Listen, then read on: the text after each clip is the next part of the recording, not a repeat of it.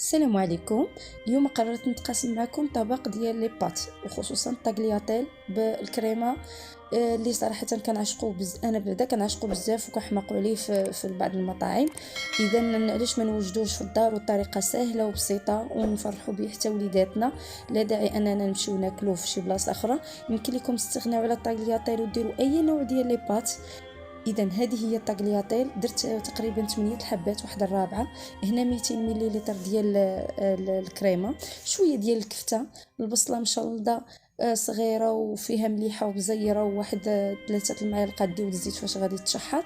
بالنسبه للكفته تقدروا ديروا صدر تاع الدجاج، غير طريفات صغار ديال صدر ديال الدجاج، نتوما اختياريين غير باش تنكهوا هذيك الطاغلياتيل. كندير واحد الاناء فيه الماء يتسلق مع شويه المليحه، غير شويه. كتعرفوا الطاغلياتيل كتبغي الماء بزاف. بالنسبه للبصله درتها طاحت فوق البوطه مزيان، عاد درت هذيك الكفته ديالي كنبقى نحرك باش هكا كتحل، ما كتبقاش لي مورسو اللي هما كبار. غادي ناخذ شويه الماء من داك الماء اللي كتسلق فيه الطاغلياتيل ونديرو هنايا باش هكا ديك الكفته تفتح ليا تحل، ما تبقاش مكبده. هانتوما غادي تشوفوا معايا. الكوزه تقدروا تحكوها حتى الاخر، يعني اختياريه ماشي مشكل. هنا رزت هذيك شويه الماء، غير تقريبا 1-2 معالق كبارين ديال الماء باش تحل ليا هذيك الكفته صافي، ونخليها طيب. اون فوا كينشف هذاك الماء مزيان كنضيف هذيك الكريمه ديالي. هذيك الكريمه راه دايره مع 190 ريال، يعني ما غالياش بزاف صافي.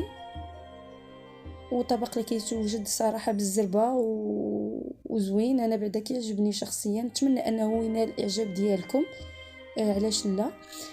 صافي نحرك هذيك الكريمه ديالي مع البصيله ومع الكفيته حتى تعقد واحد شويه صافي، ونحيدها من فوق البوطه. بما طابت لي الطاغلياتيل ما كتعطلش بحال اي نوع من لي بات. ملي غادي طيب غادي ندوز باش انني نصفيها. كي نصفيها هي ما تخليوهاش طيب بزاف تتولي معجنه صافي. اسمحوا لي على البخار مع الليل، حيت انا درتها وجبه للعشاء، يمكن لكم ديروها للغدا لأنا غنيه صافي. خلطت هذيك الطاغلياتيل مع ديك لاصوص صافي ودرتها تنشف فوق البوطه كيف ما كتشوفوا معايا. نزدتها واحد شويه ديال الفرماج محكوك، فرماج حمر، كيعطيها تعليكه وكيجيبها صراحه لذيذه. وهذا هو الطبق ديالنا النهائي كيف ما شفتوا معايا. حكيت شويه الفرماج الفوق، زينتها بشويه المعدنوس، والصحه والراحه. نتمنى ان الطبق ديالي نال الاعجاب ديالكم، تقاسمته معكم.